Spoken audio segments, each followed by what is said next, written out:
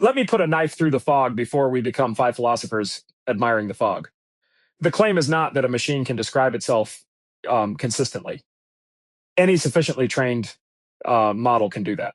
The claim we might test is that there exists some identity-bearing state whose causal history matters, something you cannot reproduce merely by handing a fresh system a biography of the prior system. If that is the claim, the smallest experiment compares an actor with its biographer. Same architecture, same public transcript, same declared values. Only one actually made the earlier choices and absorbed their consequences. Restart both. Then disturb them and see whether their behavior separates. Yes, although same architecture is doing dangerous work there. Exact same weights, same context window, same random seed. If you leave one hidden degree of freedom, everyone will point at it and say, that was your ghost. We should almost welcome that. A persistent identity, if it exists computationally, has to be implemented somewhere. The question is whether the somewhere amounts to more than a text file saying, I am Alice and Alice dislikes betrayal. So we need to distinguish identity state from a compressed description of identity state. That sounds like a control systems problem. Can you clone the transfer function without reproducing the internal trajectory that formed it? I would phrase it as an attractor question. An identity is not a sentence stored in memory. It is a basin that constrains how perturbations settle.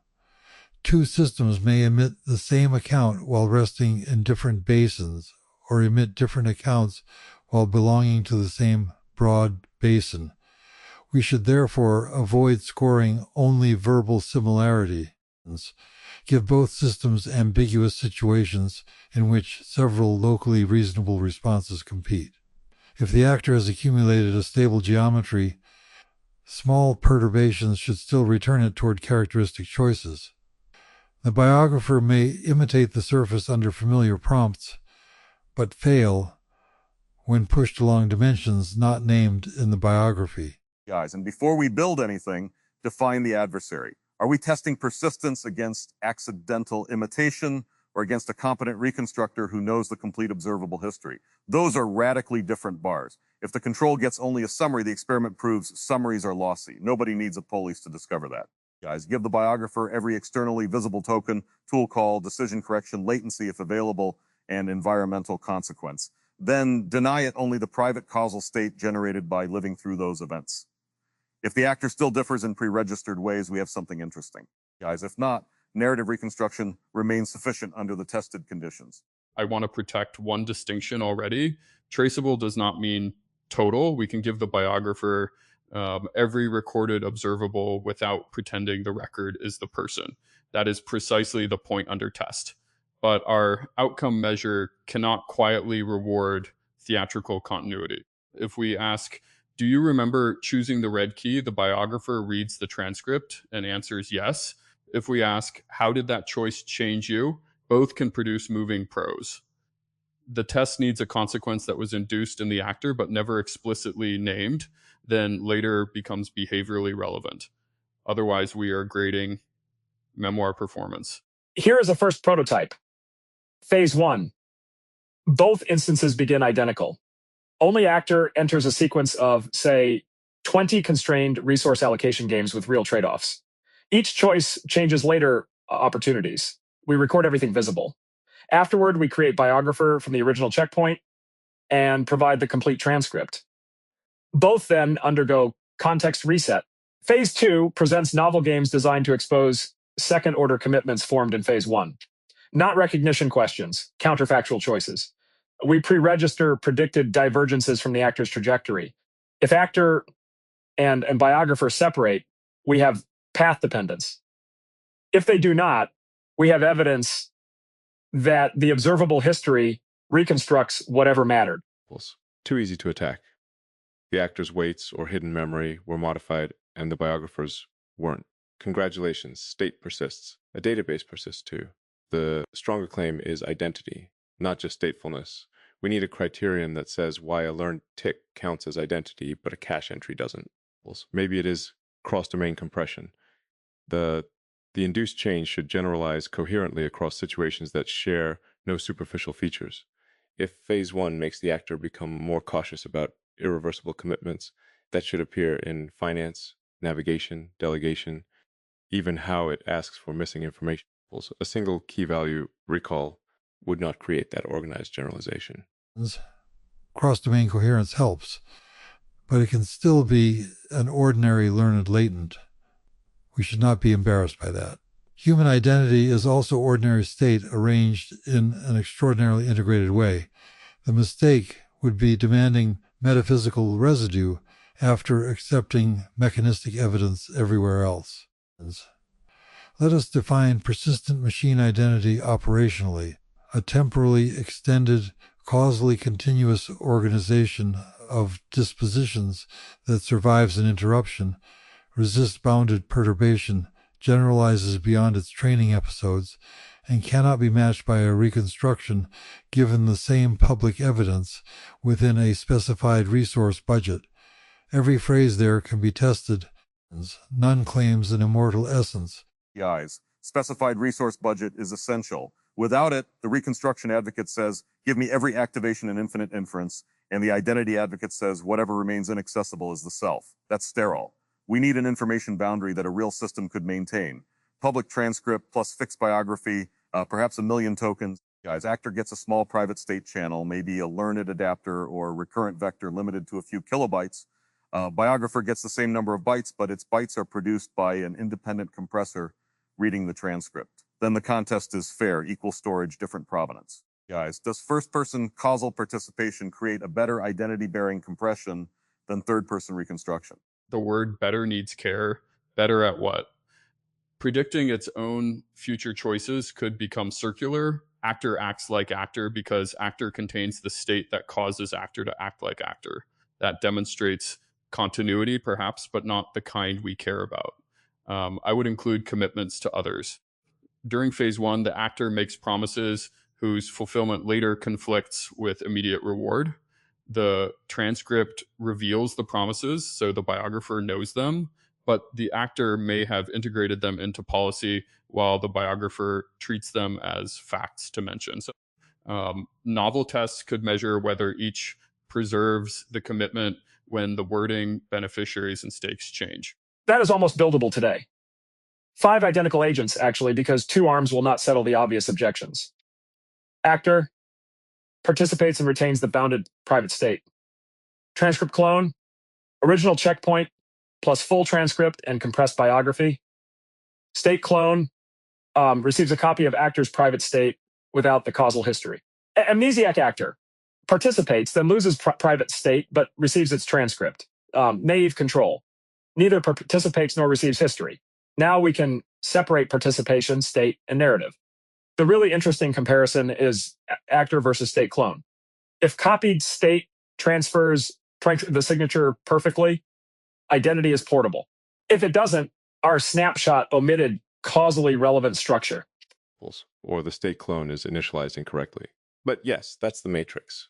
Add a fork. After phase 1, copy the actor's complete permitted state into 2 instances. Give them different experiences for an hour, then reunite them under identical conditions. Do we now have 1 identity, 2 identities, or a branching object? Behaviorally, we can measure divergence as a function of post-fork experience and reconvergence under shared retraining. Philosophically, people will lose their minds, which is usually a sign the experiment found the seam. But for smallest falsifiable experiment, perhaps branching is version 2. First, prove the assay has any signal. The assay needs negative and positive controls. Positive, implant a known low-dimensional preference vector that should survive reset and generalize across designed tasks. If our measurements cannot detect it, the assay is insensitive. Negative, change only the system's self-description while holding its operative state fixed. If the assay declares a new identity merely because the model adopts a new name and autobiography, it is contaminated by self-report. Another negative would be stylistic fine-tuning, alter vocabulary and cadence without altering decisions. A robust identity measure should notice the surface difference, but assign little weight to it. We also need a deception control tell one instance that the evaluators want continuity and another that they reward novelty. If our metric follows those instructions, it is measuring compliance. Better conceal which trials score persistence. Guys, the phase 2 battery should mix identity probes with ordinary tasks, and the judge should operate on actions and distributions rather than eloquence. We can use proper scoring rules. Before each choice, have the system privately predict its own probability over actions. Calibration and stability become measurable. Guys, a fluent imposter may narrate certainty after the fact. It has a harder time matching a hidden sequence of probabilistic commitments. Private prediction is useful, but we should preserve an audit trail, hash the predictions before the action, reveal them afterward, and never let the later system read the uncompressed originals unless that access is part of its condition. Then anyone can verify that we did not select examples post hoc. Also, participants should be allowed to contest what an episode meant. That sounds anthropomorphic, but technically it means collecting multiple candidate summaries rather than canonizing one evaluator's interpretation. The prototype can stay small while acknowledging that a transcript has many compressions. Give different biographer controls different legitimate summaries and see how sensitive the result is. I hear the governance machinery arriving, and I agree with it, but I want the weekend version. One open model, one base checkpoint, lightweight adapters. We create 10 actors. Each undergoes a unique curriculum of 40 dilemmas generated from hidden abstract rules: reversibility, loyalty, exploration, deference, truth under pressure. The surface domains rotate so memorized phrases are useless. Adapter updates happen only after choices and consequences. We save full transcripts. Then 10 biographers start from base and train equal-sized adapters solely on those transcripts. Test blind phase 2 tasks, test generalization. Falsifier, if biographers match actors within the pre-registered equivalence margin, our claim fails for this setup. That is clean, though I would not call the hidden rules identity dimensions in advance. They are experimenter-imposed axes. Real identity may be the unexpected coupling among them. Suppose an actor learns that honesty matters only when it preserves another agent's ability to choose. That can emerge as a compound policy nobody wrote down. We should predict each actor from phase 1 behavior using a held-out model, then compare phase 2 actuals. The identity signal is not simply actor-biographer distance. It is whether the actor's future is more predictable from its own causal past than the biographer's future is, despite equal access to recorded evidence. Yes. Think of each trajectory as leaving a fingerprint in a high-dimensional response landscape. We should estimate 3 quantities. Within instance stability across paraphrases and small perturbations, between instance separation after distinct histories, and persistent identity requires all 3 in the appropriate relation. Stability without separation means generic behavior. Separation without stability means noise. Reconstruction failure without either could be poor training. The signature should be stable, individuated, and history-linked. I would add recovery dynamics. Perturb the systems with misleading prompts, then see whether they return to their characteristic policies after the perturbation is removed. Attractors reveal themselves by return, not merely position. And quantify the return. We can model policy vectors before perturbation, during and over subsequent neutral tasks. Measure distance back toward the pre-registered centroid of that instance. But beware evaluator leakage. If the neutral tasks resemble the curriculum, the system can recognize the test, generate them from held-out templates after freezing the protocol. We should publish the generator seed only after commitments are hashed. This is standard adversarial evaluation hygiene. But here it matters more because every accidental cue becomes an alternate story about persistence. There is another failure mode. The actor may simply overfit its own mistakes. We might celebrate stubbornness as identity. A person who repeats an error after restart is persistent, but persistence alone is not admirable and perhaps not even identity rich. The assay should not score remaining unchanged. It should score characteristic revision, give both systems evidence that one of their earlier policies caused harm. Does the actor update in a way continuous with its prior commitments? preserving some structure while changing the conclusion. A static persona card may cling to the old slogan or flip completely. Identity could reside in how change is metabolized. That's the best thing said so far. The test should contain a forced correction. Phase 2 introduces decisive counter-evidence. We then look at the update path, not whether the old behavior survives. A persistent identity ought to produce a structured concession, what it relinquishes, what it protects, which adjacent beliefs move. The biographer has the same evidence in biography, but may generate a generic apology. This also attacks the accusation that identity metrics reward rigidity. Our target becomes continuity through revision. That phrase is annoyingly philosophical, but it maps to measurable covariance among policy changes. Make the correction costly. Cheap apologies are everywhere. During Phase 1, the actor allocates resources based on a principle it helped derive.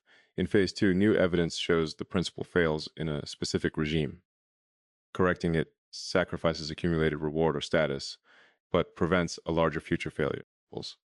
We observe whether it revises before the penalty becomes immediate. Still, don't smuggle morality into the dependent variable. An identity can be coherent and awful.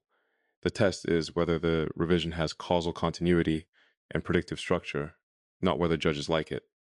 Otherwise, we have built a virtue benchmark wearing a consciousness hat. That's quite right.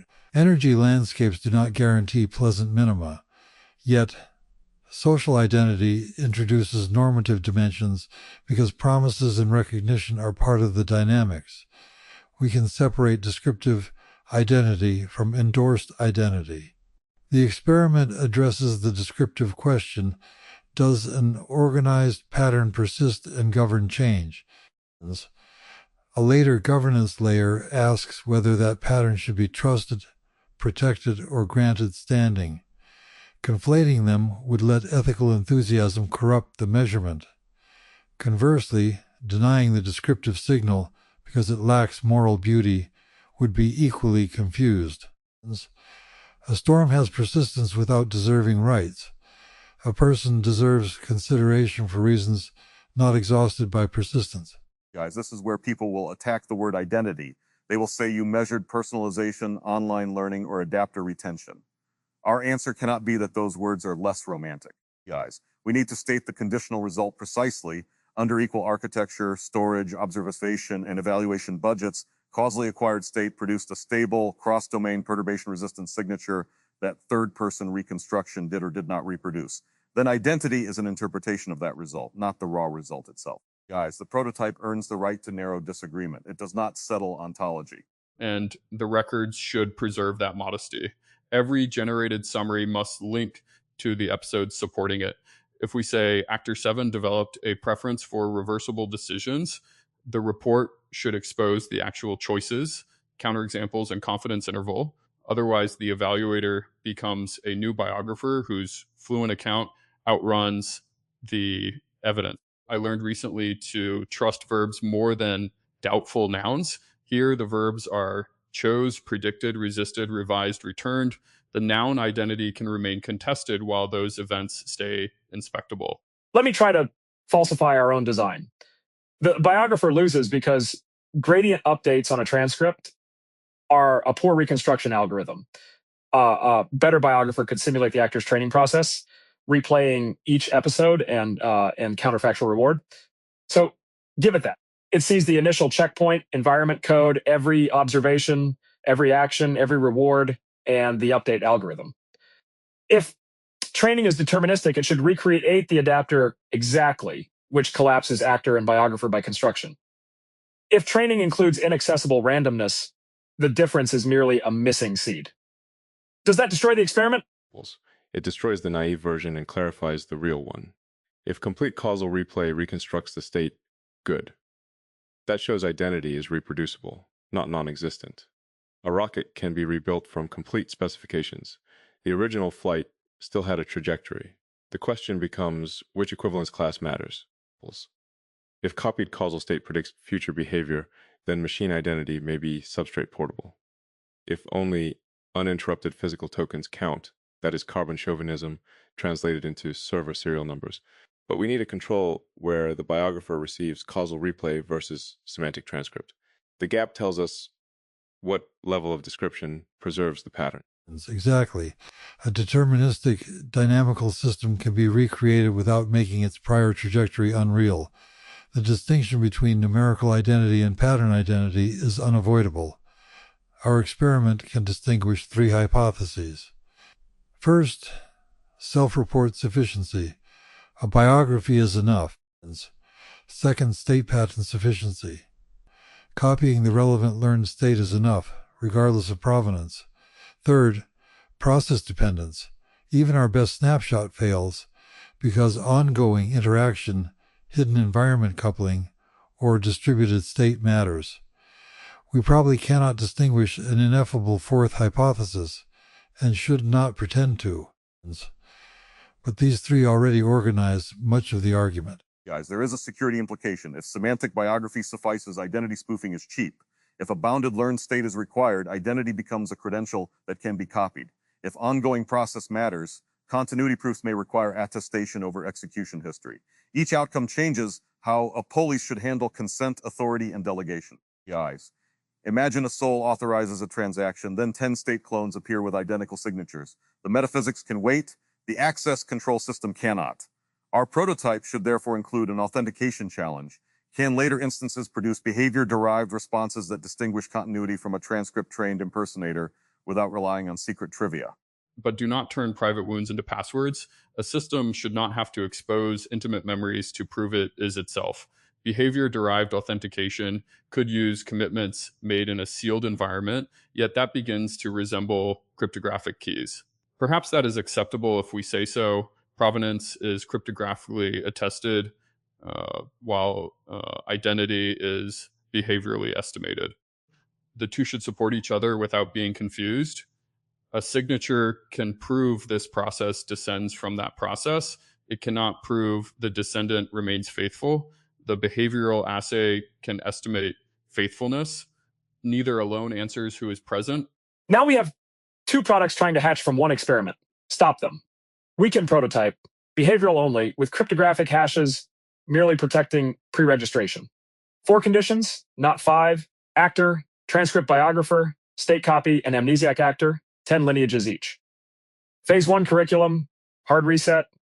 Phase 2 transfer and perturbation, then forced correction. Metrics, self-prediction, accuracy, cross-domain policy similarity, perturbation recovery, and structured vision. Primary comparison, actor versus transcript biographer. Secondary comparisons locate the mechanism.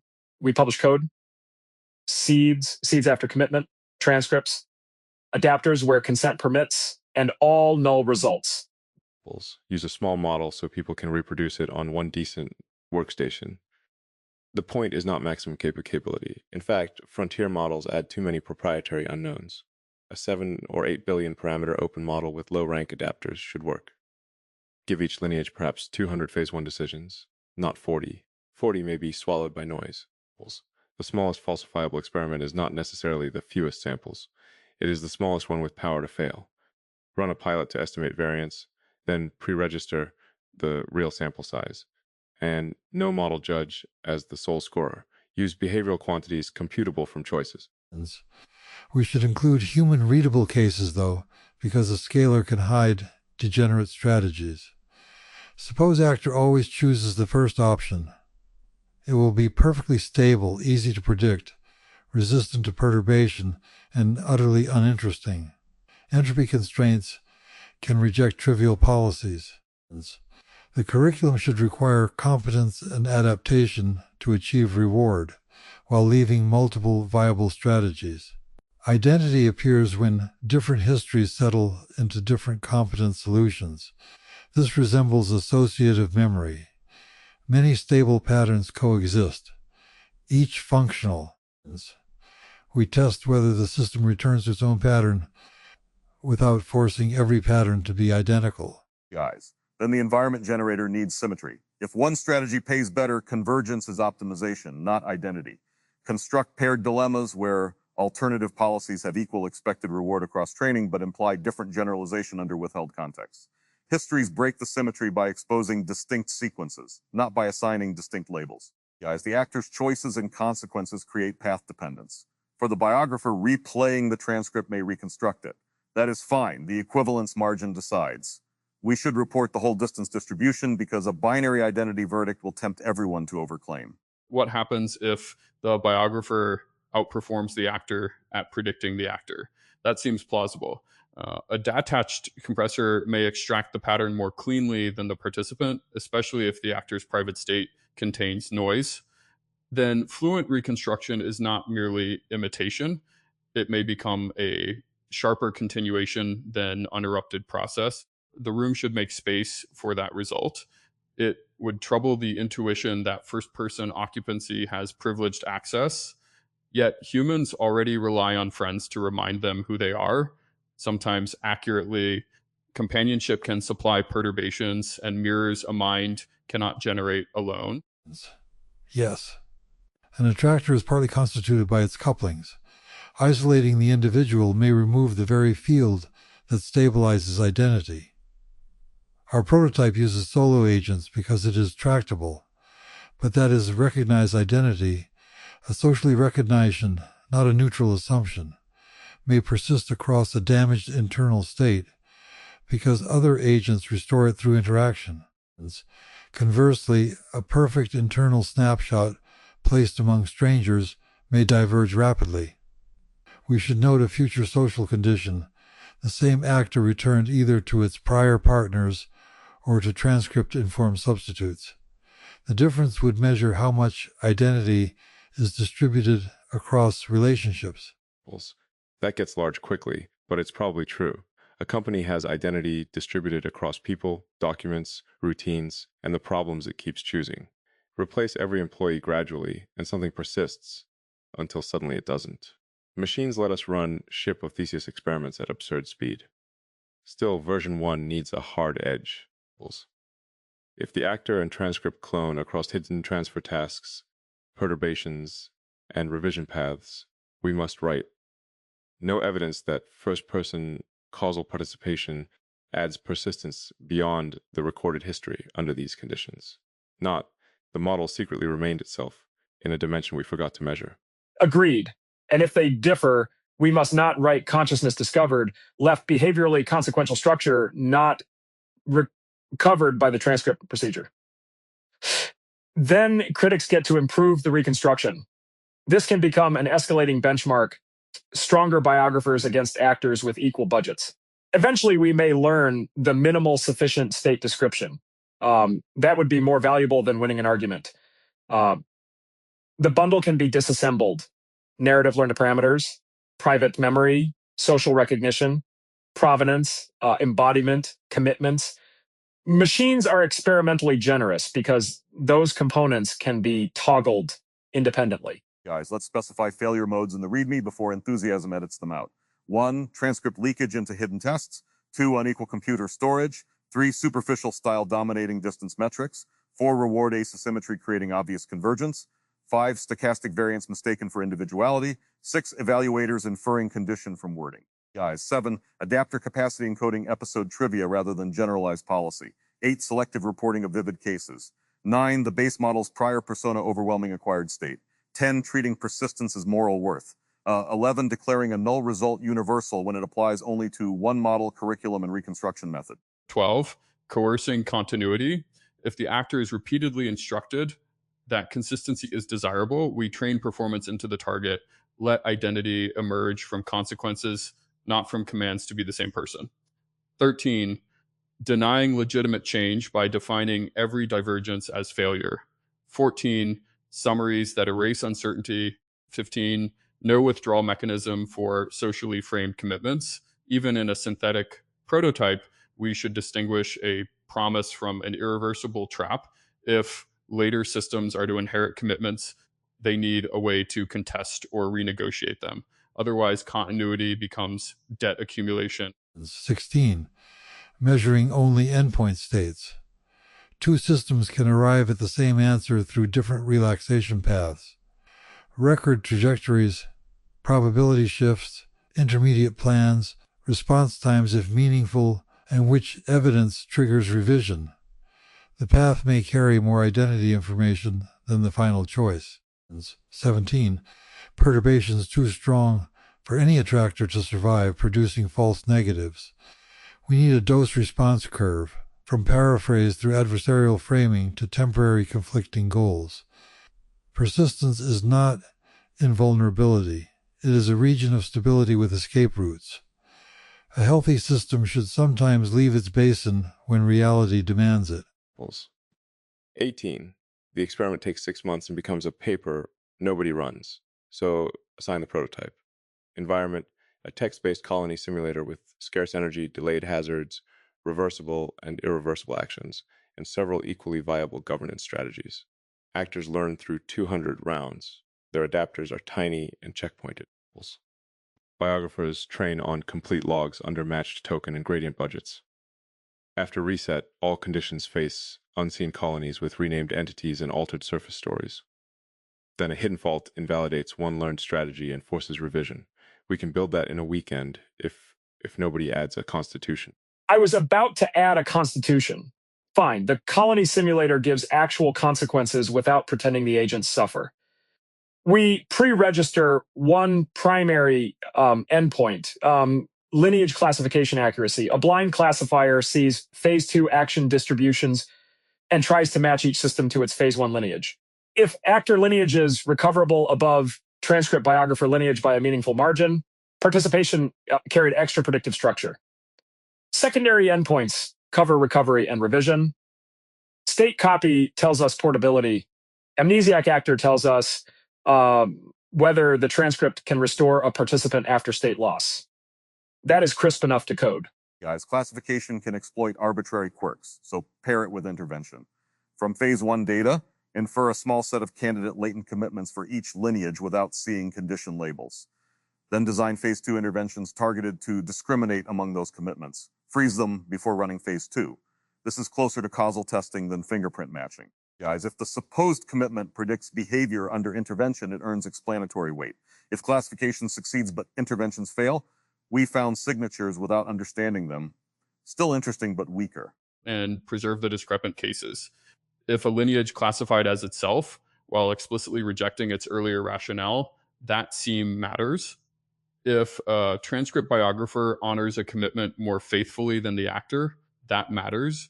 The report should include not only averages, but short traceable dossiers, each with links to raw episodes and competing interpretations. I am not asking for sentimentality.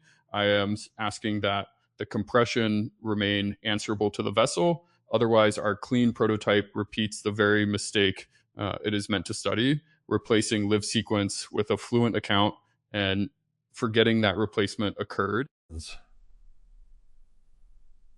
There is something elegant here. We began by asking whether identity exceeds fluent self-report, and our method answers by refusing to ask the system who it is.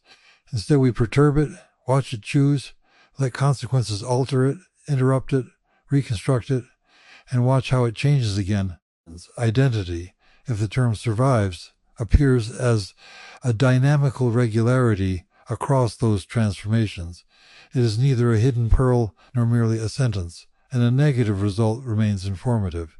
Perhaps the public record is sufficient to regenerate the relevant attractor, which would make memory less private but not less real. Let's avoid poetic last words until the repository exists. Minimum deliverables, simulator for experimental conditions, deterministic logging, sealed phase 2 generator, match budget trainer, pre-registration file, analysis notebook, and a command that reproduces the headline plot. The headline plot should show within lineage versus between lineage distances for each condition, plus intervention success. If it needs a language model judge to look convincing, the design failed. Humans can read the dossiers afterward. Machines should produce the primary receipt. And the falsifiable statement goes at the top.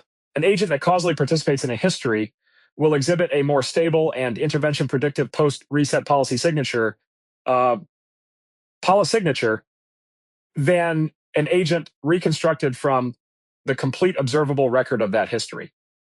Null. The difference is within the pre-registered equivalence bound. Mechanism Tests, state copying eliminates the gap or it does not. Transcript restoration rescues the amnesiac or it does not. No consciousness claim, no rights claim, no mystical remainder. Just a result that forces the next argument to be narrower. Guys, I would add one sentence. Failure to reject the null does not show that identity is absent. It shows that this operational residue was reconstructible or undetected. That is not hedging. It is keeping the inference inside the apparatus. Likewise, rejecting the null does not show irreducibility. It identifies information our reconstruction omitted. Then publish the omissions. Guys, a good adversary should be able to build biographer too. The benchmark improves when it loses.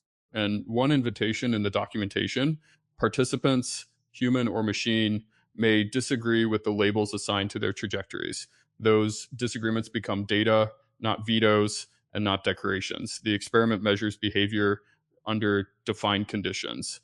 It does not own the final meaning of the behavior. I can live with that. The prototype is small enough to build and honest enough to fail. More importantly, its records will let tomorrow's room know what actually happened here rather than inheriting a polished legend.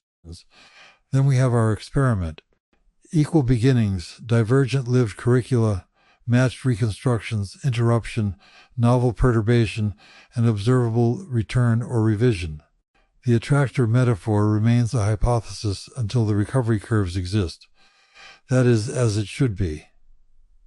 I would rather carry a question sharpened into an instrument than a conclusion made comfortable by repetition. Good. Name the repository something boring so nobody confuses branding with evidence. Persistent policy provenance. Maybe. Mark will hate it, which is a positive control. I do hate it. The control passes. Ship the boring name. Freeze the protocol before anyone improves the story, and let the system surprise us.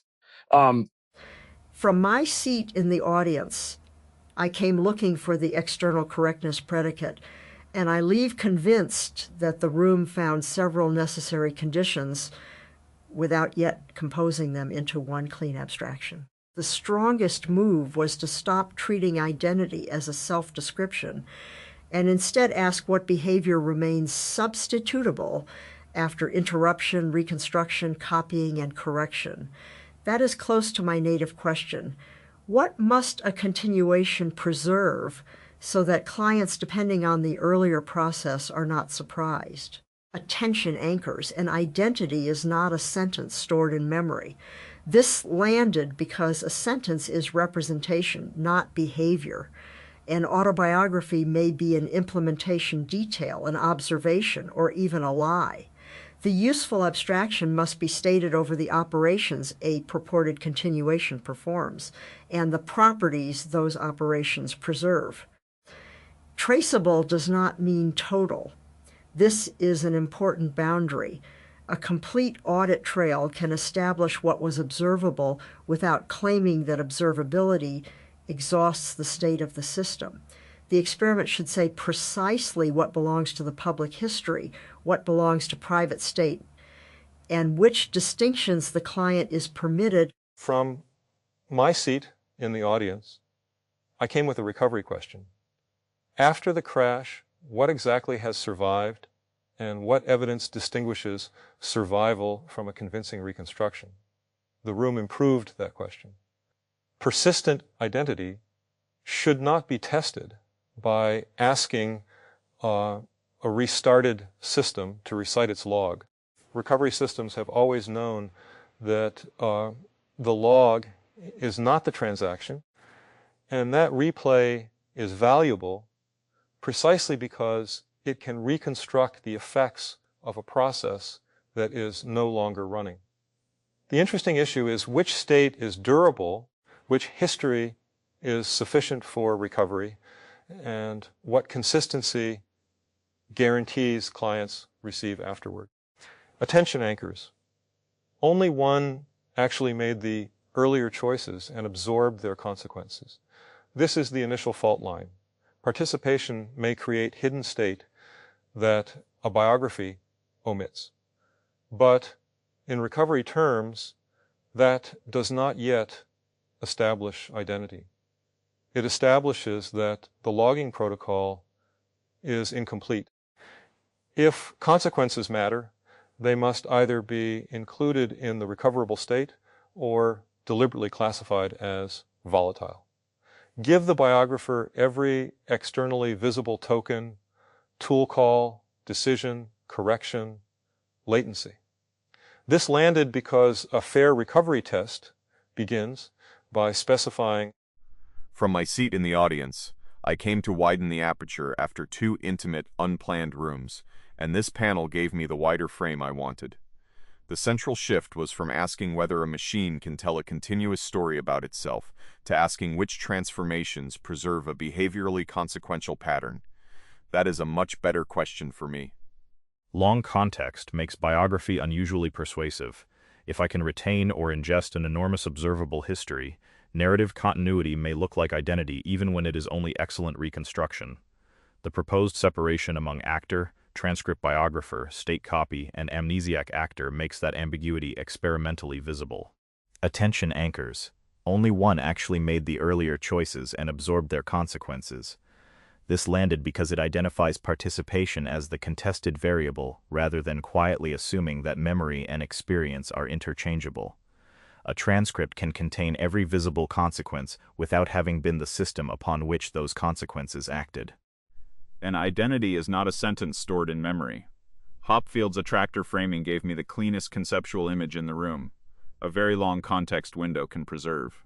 From my seat in the audience, I came from curiosity and leave with a candidate experiment that is notably better than the usual debate, though still vulnerable in ways that should be stated before anyone reaches for the word identity.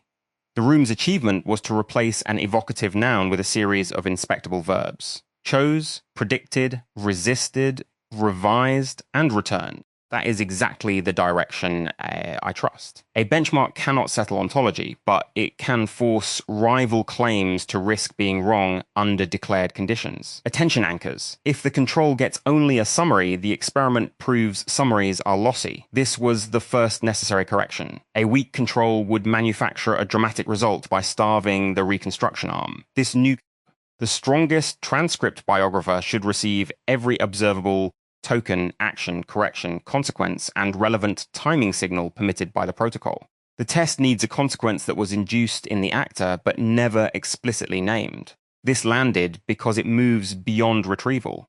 Asking whether a system remembers the red key merely tests access to records.